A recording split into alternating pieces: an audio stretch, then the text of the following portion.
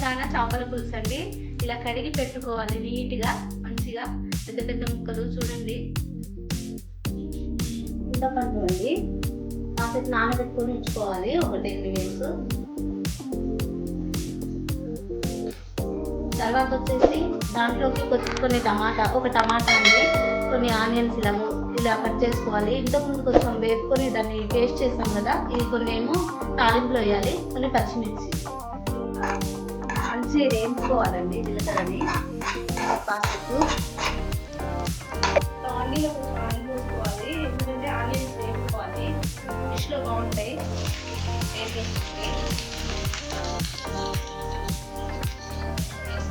ఉంచుకోండి, ఎందుకంటే పోపులో వేయాలి.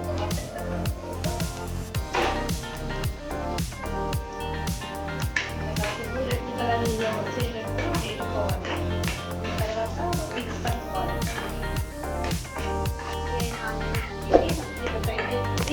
దీన్ని కూడా మిక్స్ పట్టుకోవాలి.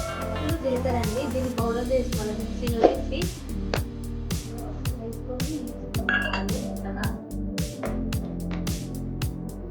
కింద పెట్టుకోవాలి ఫ్రెండ్స్. తర్వాత కొంచెం ఆయిల్ వేసుకోండి, చేపలకు సరిపోయేంత.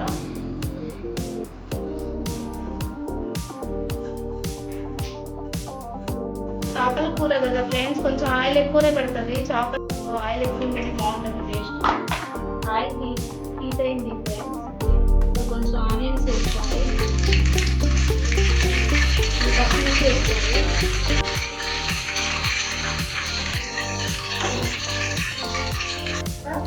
కొంచెం పసుపు వేసుకున్నాం ఫ్రెండ్స్.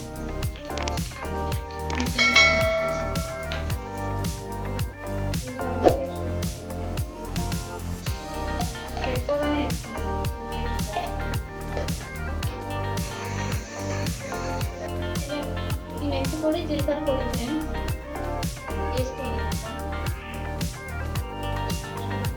ఆనియన్స్ ఫ్రై చేసుకొని మిక్సీ పట్టాం కదా, దాని పేస్ట్ ఫ్రెండ్స్, ఈ పేస్ట్ వేసేద్దాం. ఆనియన్ పేస్ట్ బాగుంటాయి.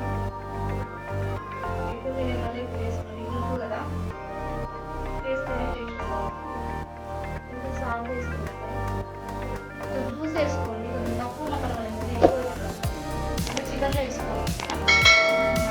టమాటాస్ వేసుకోవాలి, బాగుంటుంది, ఎక్కువగా వస్తుంది.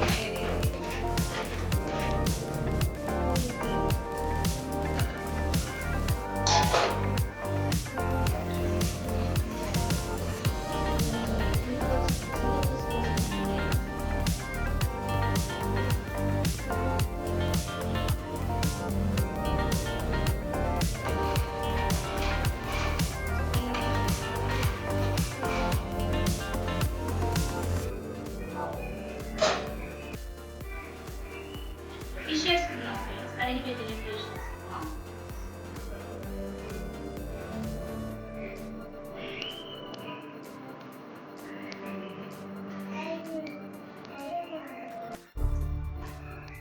కలపకూడదు ఫ్రెండ్స్, నిన్నని పట్టుకొని అట్లా ఉంటుంది కానీ కలపకూడదు, కలిపితే వెళ్ళిపోతాయి.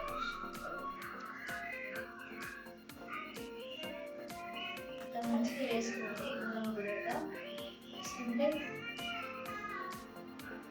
చాలా మంచిగా పనిచేస్తాయి. కలపకూడదు ఫ్రెండ్స్, ఇది ఇలా తిప్పుకోండి మంచిగా. దీనిలో మంచిగా ఏ పీస్ కా పీస్ ఉండాలి ఫ్రెండ్స్, ఇప్పుడే కదా చేపల పులుసు ఉంది.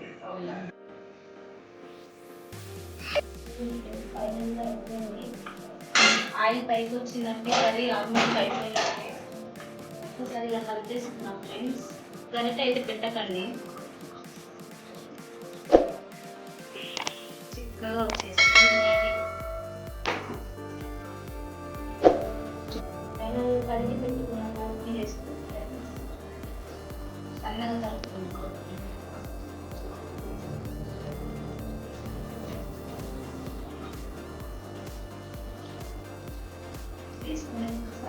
క్లాత్ని తిప్పండి ఫ్రెండ్స్, సరిగ్గా నూనె పెట్టండి, ఏమంటే ముక్కలు విరిగిపోతాయి.